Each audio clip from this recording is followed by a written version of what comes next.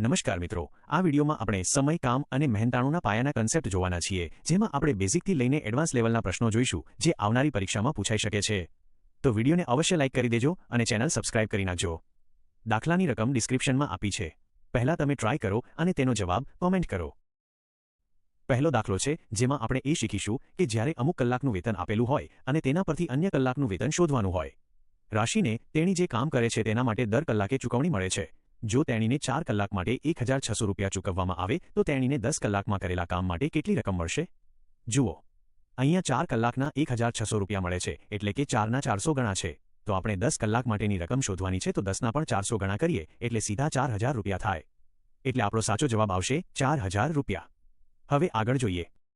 બીજો દાખલો છે, જેમાં આપણે સમય શોધ્યા વગર માત્ર અપૂર્ણાંક અને ટકાવારીની સરખામણી કરીને કોણે વધુ કામ કર્યું છે તે શોધતા શીખીશું. એમ્માએ પ્રોજેક્ટનો 3/4 ભાગ પૂર્ણ કર્યો, જ્યારે નુહે 70% ભાગ પૂર્ણ કર્યો. કોણે અન્યની સાપેક્ષે પ્રોજેક્ટનો વધારે ભાગ અને તે કેટલા ટકા કે હિસ્સાથી પૂર્ણ કર્યો છે?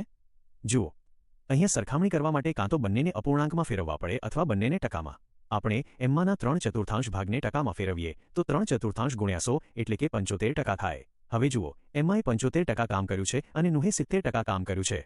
એટલે કે એમ્માએ નું કરતાં 5% કામ વધારે કર્યું છે. આમ સાચો જવાબ એમ્મા અને 5% આવશે.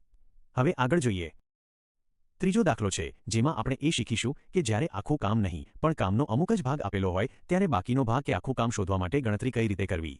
જો આકાશ એકલો એક કામનો 4/5 ભાગ 20 દિવસમાં પૂરો કરી શકતો હોય તો આકાશ તે જ કામનો 1/4 ભાગ કેટલા દિવસોમાં પૂરો કરી શકે? જુઓ, અહીંયા 4/5 કામ માટે 20 દિવસ લાગે છે, તો આખું કામ શોધવા માટે 20 ગુણ્યા 5/4 કરીએ તો 25 દિવસ આવે. એટલે કે આકાશને આખું કામ પૂરું કરતા 25 દિવસ લાગે છે. હવે આપણે આખા કામનો 1/4 ભાગ જ કરવાનો છે, તો 25ના ચોથા ભાગના દિવસો એટલે કે 25/4 કરીએ તો 6.25 દિવસ જવાબ આવે. હવે આગળ જોઈએ. ચોથો દાખલો છે, જેમાં આપણે સાંકળનો નિયમ એટલે કે માણસો અને દિવસોના ગુણાકારનો ઉપયોગ કરીને ખૂટતી વિગત શોધતા શીખીશું. 8 લોકો 8 દિવસમાં એક ઘરને રંગકામ કરી શકે છે. 4 દિવસમાં ઘરને રંગવા માટે કેટલા લોકોની જરૂર પડશે? જુઓ, સાંકળના નિયમ મુજબ માણસો અને દિવસોનો ગુણાકાર હંમેશા સરખો રહે. એટલે કે 8 ગુણ્યા 8 કરીએ તો કુલ 64 કામ થાય. હવે આ જ 64 કામ આપણે 4 દિવસમાં પૂરું કરવું હોય તો 64ને 4 વડે ભાગવા પડે. 64/4 કરીએ એટલે 16 જવાબ આવે. આમ ઘરને 4 દિવસમાં રંગવા માટે 16 પેઇન્ટર્સની જરૂર પડશે. તો મિત્રો, આ હતા બેઝિક લેવલના દાખલા. હવે પછીના ભાગમાં આપણે આનાથી પણ વધારે એડવાન્સ લેવલના દાખલા જોઈશું, જે દર વખતે પરીક્ષામાં પૂછાય જ છે. ત્યાં સુધી પ્રેક્ટિસ કરતા રહો અને ચેનલને સબસ્ક્રાઇબ કરવાનું ભૂલતા નહીં. ધન્યવાદ.